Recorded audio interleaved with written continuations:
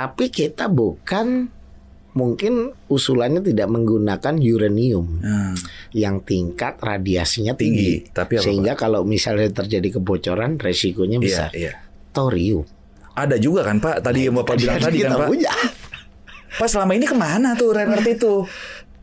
Dulu apa nggak bisa diolah, kita nggak tahu, akhirnya dilepas aja gitu loh Pak. Dilepas, tapi semenjak saya bilang enggak, kita harus olah di sini.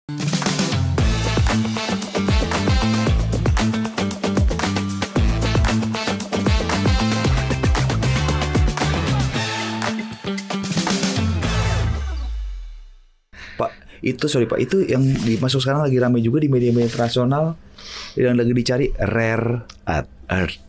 Cerita dong Pak. Ya, jadi itu kalau timah kan Pak? Timah. Tapi hampir semuanya ada rare earth. Oh, ada rare earth. Kita kaya berarti Pak, rare earth Pak. Kaya. Itu Cina, negara-negara jadi maju kayak pada misalnya bauxite gitu. Iya Pak. Bauxite itu kita sekarang punya limbah namanya red mud. Di dalam red mud itu ada scandium. Apa tuh Pak? Scandium itu bahan yang lebih ringan tapi lebih keras daripada titanium. Biasanya dipakai untuk nanti pesawat. Pesawat itu bahan bakunya itu. Padahal itu dari sisaan itu Pak ya? Iya. Tapi kita memang belum ekstrak nih. Ini yang akan kita ekstrak. 50% dari limbah itu bentuknya adalah iron ore atau ore besi. 50%. Nah ini yang nanti kita mau monetisasi juga nih, kita ekstrak, kita ambil. Pak Dilo ini. Nah kalau tadi yang rare earth yang dari timah gitu misalnya, kita itu nambang. Iya Pak. Dari nambang kita cuci. Iya. Dari kita cuci kita dapat ada timahnya, ada ilmenitnya, ada zirkonnya, ada monasitnya. Nah dari ilmenit sama zirkonnya ini yang kita lagi mau monetisasi. Iya, Pak. Timahnya kita proses jadi timah. Monasit ini di dalamnya ada uranium, ada thorium, terus ada niobium, ada. Pak itu buat apa sih Pak? Pokoknya yang ini. Iya. Itu bukan buat nuklir ya Pak? Nah, salah satu yang kita memang lihat dalam 5 tahun ke depan ini kan kita membangun infrastruktur hilirisasi. Betul. Tapi kan kita memang butuh energi mungkin hampir 5 gigawatt. Betul. Dari mana? Energi listrik maksudnya kan Pak, untuk menghidupi si hilirisasi ini. Jadi memang di negara-negara Eropa dia mau ngomong renewable energy, tapi basis bahan bakunya bukan basis energi primernya, dia udah punya energi yang murah lewat nuklir. Oh, jadi di sini mahal, di sini murah, kalau di agregat ya rela-rela. Lo kita kagak ada yang murah. Iya, benar. Nah ini yang makanya kita memang harus ke sana. Tapi kita bukan, mungkin usulannya tidak menggunakan uranium yang tingkat radiasinya tinggi. Tapi sehingga kalau misalnya terjadi kebocoran resikonya besar. Thorium. Ada juga kan Pak, tadi yang Bapak bilang tadi kan Pak. Punya. Pak selama ini kemana tuh rare earth itu? Dulu apa nggak bisa diolah, kita nggak tahu, akhirnya dilepas aja gitu loh Pak. Dilepas, tapi semenjak saya bilang enggak, kita harus olah di sini. Pak itu benar Pak, di berita-berita internasional itu China, negara-negara maju itu memang rare earth itu penting ya Pak buat mereka ya Pak ya? Ya ini memang material atau yang harganya mahal berkali-kali lipat. Freeport punya nggak? Punya. Freeport punya. Jadi selain precious metal yang tembaga, emas, perak, palladium, palladium benar. Ada satu lagi selenium. Juga itu rare earth itu yang itu. Selenium ini bahan baku untuk microchip. Wow. Microchip. Ini yang juga kita lagi. Wah kalau di stok itu microchip yang keluar itu track semua. Nah kalau dulu kan ini kan keluar semua. Benar. Sekarang kita olah di sini sehingga kita dapat ini. Benar-benar dipisahin ya Pak yang tadi rare earth itu Pak ya. Wow. Wah, berarti bisa Pak Global Fortune 500. Menurut gua nih Pak, kalau bener-bener tadi dipisahin bisa Pak. Jadi, ya kan Pak, ada harganya semua kan Pak? Ada harganya semua. Jadi sekarang kita itu kalau tiba, makanya tadi saya bilang seluruh komoditas yang ada di situ produk ikutannya harus bisa kita jual.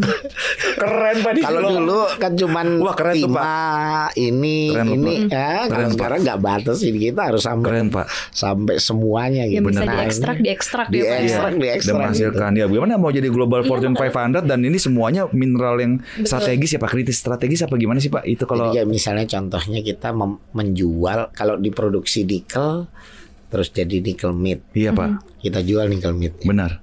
Di dalam nikel meat itu kan ada kobalt. Iya juga ya, kobalt itu kan jadi salah satu mineral penting juga Pak ya. Dulu mungkin nggak terlalu diperhitungkan, tapi kalau sekarang kita perhitungi. Kobaltnya ada segini loh, harganya segini loh, nikelnya segini, harganya segini. Iya.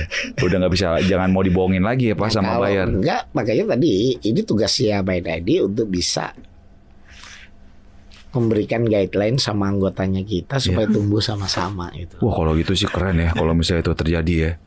Pak, PTBA batu bara nih kan dianggap energi kotor. Ke depan mau gimana Pak PTBA arahannya Pak? Ya tapi kita nggak bisa menafikan bahwa iya benar itu. Batu bara masih 70% benar pendukung dari pembangkitan listrik yang ada di Indonesia. Nah, tapi dengan makin banyaknya sentimen negatif terhadap komoditas batu bara, buat sekarang harga batu bara juga turun. Makin lama makin turun. Untuk itu sebenarnya Bukit Asam sekarang sudah mulai mau mencoba bertransformasi gitu. Jadi dari komoditas batu bara ini, maka dia juga harus bisa bertransformasi, punya alternatif produk-produk layanan yang lainnya gitu. Nah, salah satunya misalnya kita sedang mempelajari untuk bisa batu bara itu kita jadiin bahan baku anoda. Anoda ini nanti bisa, sekarang yang kita sedang studi untuk dipakai di aluminium. Karena aluminium itu butuh anoda. Nanti itu dari batu bara Pak. Batu bara. Itu hilirisasi berarti Pak prosesnya Pak. Harus buat anoda sheet kan, harus buat anoda sheet. Anoda sheet ini jadi dari batu bara itu Pak, harus ada prosesnya gitu kan. Sehingga ini sinergitas yang kayak gini nih. Iya, itu ya peran Min ID di situ Pak ya. Nah, terus habis itu hilirisasi dalam konteks mendukung dari sektor perminyakan. Sumur udah tua, kalau disedot udah mulai nggak naik minyaknya.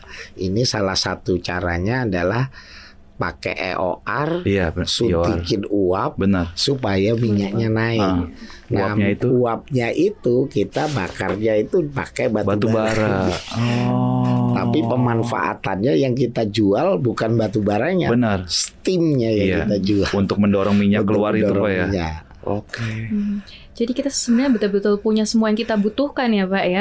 Ini cuman kan memang harus semuanya mikirin sama-sama gitu. Iya Pak, betul Pak. Pak Nilo berat tugasnya. Berat sekali. Pak, kalau Freeport, Vale ini kan, tapi kan kalau ini kan sebenarnya kalau Freeport udah mayoritas ya Pak. Mayoritas dan katanya mau nambah lagi, saya nggak tahu juga sih cerita terakhirnya bagaimana. Tapi ke depan kayak Freeport, Vale itu gimana sih Pak? Mau diapain sih Pak? Freeport, kalau ditanyain orang Freeport pasti cuman mau mikirnya sampai waktu kontraknya habis 2041 gitu. Karena memang belum ada kepastian itu. Benar. Nah, tapi kalau yang saya lihat sebenarnya potensinya Freeport itu bisa lebih dari 2041. Iya. Mungkin bisa sampai 2061 gitu. Bahkan lebih. Iya Pak.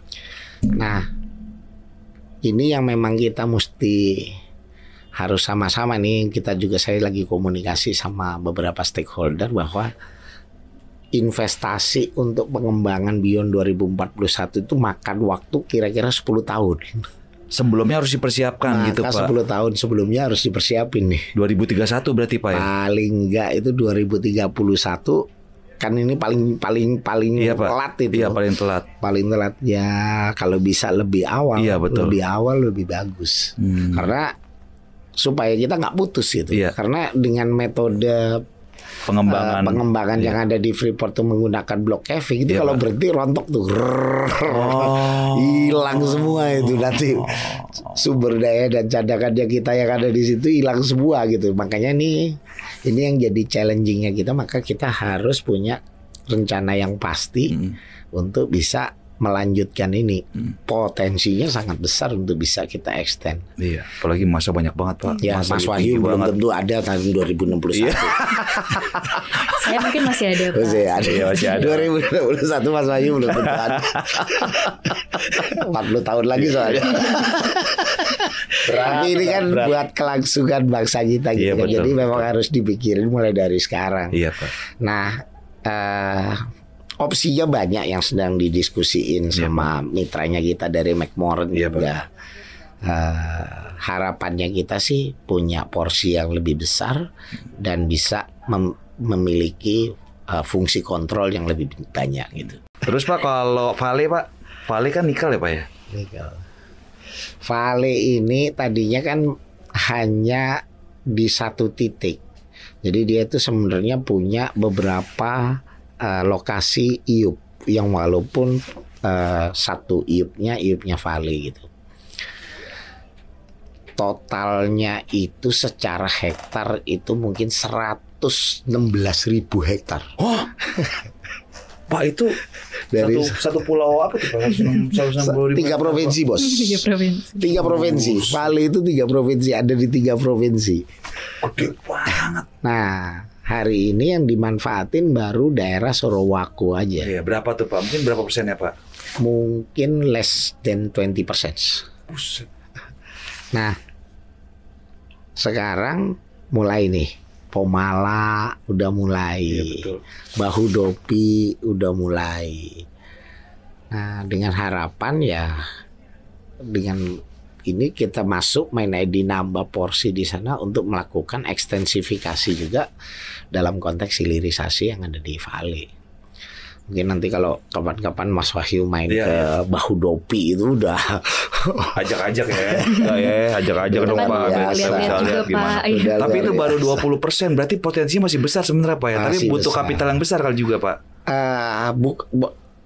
Kan tadi udah dibilangin kalau kapital kita sebenarnya nggak ada masalah. Justru yang kita lihat sebenarnya tren Harganya Pak. bisnisnya, Penyerapannya.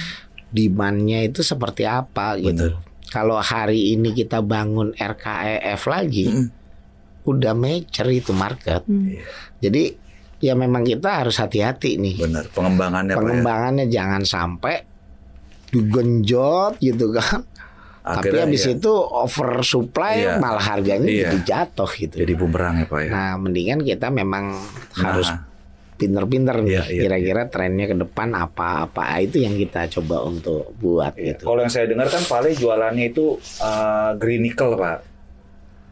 Ya kan karena lagi ada isu-isu masalah nikel itu begini kotor. Nah dia tuh green nickel karena dari apa namanya listriknya dari listrik hijau gitu Pak dan sebagainya, mungkin itu bisa jadi Di dunia masih sedikit salah ya satu itu ya Pak nilai ya. plusnya mungkin ya Pak. Saya Tapi juga kan nggak hanya di pandang. Sorowako. Oh. Tapi begitu di Bahu Dopi udah beda provinsi. Ya di sana belum ada pembangkit listrik yang Iya, iya. lebih green gitu daripada air gitu kan. Nah jadi memang makanya kita juga pinginnya sebenarnya alternatif yang lebih green, misalnya menggunakan bukan batu bara tapi gas bumi. Tapi kan juga kita punya kendala-kendala nih untuk kembangin itu. Tapi kita pasti akan nikel nih akan kita buat. Nah si Vale hari ini jualannya baru nikel mid aja. Tapi nanti mungkin ada MHP. Iya. Terus habis itu juga dia akan jualan ore juga gitu. Iya, iya. Nah, harapannya dengan kayak gitu juga value-nya juga bisa naik. Ada pertanyaan kalau enggak? Kalau enggak nih gue mau pertanyaan terakhir, udah 1 jam lebih ya gitu ya. Udah 1 jam lebih, 1,5 jam ya. Panjang juga nih ngobrolnya. Ya bagaimana anggota holdingnya banyak anaknya. Udah gitu jadi perhatian semua lah ya kan. Kalau ada pertanyaan enggak? Kalau enggak. Saya sudah Pak. Pak, pertanyaan terakhir nih Pak, udah banyak Pak. Kira-kira harapan Bapak ke depan buat bagaimana supaya industri ini bisa berkembang gitu ya Pak. Bisa juga ikut mendukung target pertumbuhan 8% ya Pak, karena kita semua juga sebenarnya bermimpi, bukan bermimpi, ingin banget target 8% dan Indonesia bisa keluar dari middle income trap sehingga bisa jadi negara, paling nggak negara maju gitu ya Pak. Bagaimana sih Pak harapan ke depan, dan ini mungkin statement terakhir ya Pak, penutup, bagaimana Pak ke depan, butuh dukungan pemerintah kah atau seperti apa gitu Pak? Pastinya kita butuh dukungan pemerintah lah. Nggak bisa sendirian Mind ID. Hari ini Mind ID bisa seperti sekarang pun juga karena Didukung banyak ya, support Pak. dari pemerintah juga. Nah, kita sering berkonsultasi sama pemerintah, kita ngasih masukan-masukan. Nah, harapannya itu nantinya bisa jadi alternatif untuk bisa memberikan kebijakan, membuat kebijakan-kebijakan baru. Mind ID bisa dijadikan salah satu motor penggerak ekonomi. Karena kita masih punya kapasitas untuk melakukan investasi, kita punya sumber daya yang banyak, kita juga punya market ini nggak cuma di luar negeri tapi di dalam negeri juga masih terbuka. Jadi secara bisnis harusnya masih bisa diekspansi. Nah, ini tinggal kita harus memanfaatkan momentum ini sebaik-baiknya. Jangan sampai kita keduluan sama orang lain. Kita punya integrated value chain untuk nikel udah lead. Tapi aluminium belum. Nextnya harus aluminium. Tembaga, nextnya harus tembaga. Dan itu semua bisa ya Pak? Bisa. Nah, itu yang harapannya kita harus sama-sama. Nah, pemerintah juga harus bisa menyeimbangkan nih dari sektor yang lebih hilir lagi, industri manufaktur. Karena kita tumbuh, kalau mereka nggak tumbuh, akhirnya produk kita hanya untuk mendukung industri di luar negeri. Kalau pingin kita lebih tumbuhnya lebih kuat lagi, industri hilirnya juga harus sama-sama. Makanya di Mind ID sekarang juga pingin punya catering, customer, segala macam, supaya kita juga tahu nih kendala-kendalanya mereka apa, sehingga mereka mau ekspansi. Begitu mereka ekspansi, maka sebenarnya alokasi untuk kita buang ke ekspor bisa diprioritasin untuk mereka semua gitu di dalam negeri. Nah, ini dengan kayak gini harusnya sih kita bisa tadi menjawab bahwa Mind ID bisa jadi motor penggerak untuk industri pertambangan di Indonesia. Semoga bisa mendorong 8% ya Pak, paling nggak mendukung. Makasih banyak Pak Dilo, luar biasa Pak. Semoga apa yang kita tadi Pak Dilo cita-citakan bisa terlaksana dengan baik ya Pak. Bukan cita-cita saya doang dong. Iya Pak, kita semua Pak. Kita semua 8%. Semoga sehat selalu buat Pak Dilo, sukses terus Pak membawa Mind ID ya kan Pak, nggak letih-letih gitu Pak. Karena ini kan industri, ternyata industri yang strategis kan kalau kita udah dengar gitu ya. Ya semoga ini juga bermanfaat bagi kita semua Sobat Cuan. Demikianlah podcast Cuap-Cuap Cuan di segmen Koneksi bersama Pak Dilo Seno Widakdo, Direktur Portofolio dan Pengembangan Usaha Mind ID. Sampai jumpa di podcast Cuap-Cuap Cuan lainnya. Saya Wahyu Daniel dan Ega mohon undur diri. Sampai jumpa semua. Dah.